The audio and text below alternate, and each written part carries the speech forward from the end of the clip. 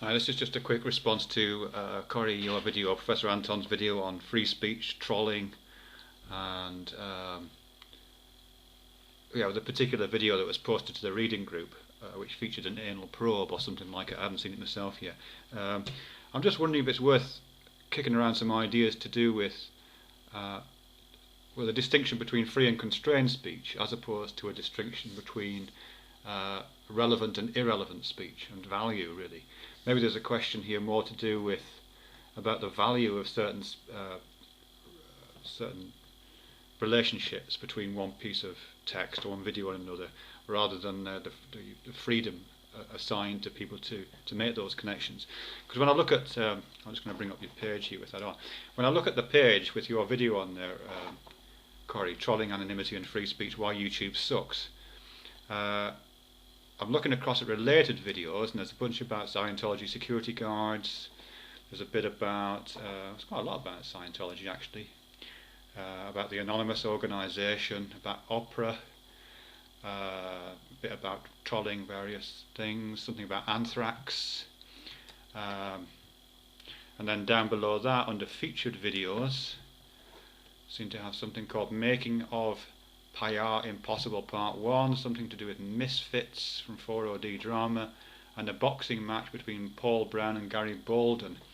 Now I know they're not linked directly to your video or part of your any kind of official response system, but they are absolutely present in on your page there.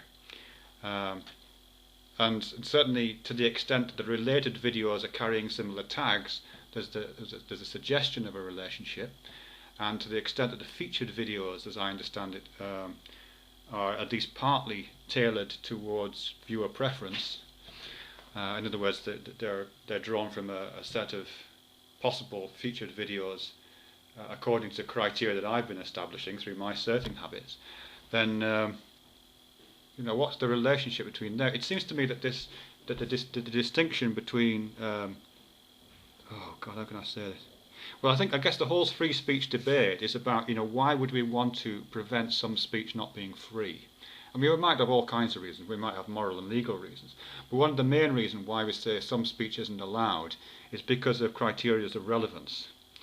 And when you're working particularly in a medium, an old-fashioned medium, let's call it for a minute, in an old-fashioned medium and an old-fashioned media culture, in which access to media was very constrained, was very limited, when the availability of that media as a consumer was very limited, then there's very, very good reasons to limit access, to prevent freedom, just to maintain relevancy, really, and to maintain quality.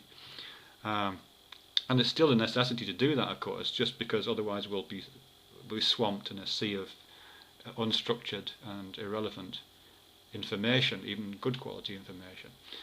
So there are good reasons why information needs to be constrained, but it's not to do with freedom, it's to do with value and relevance.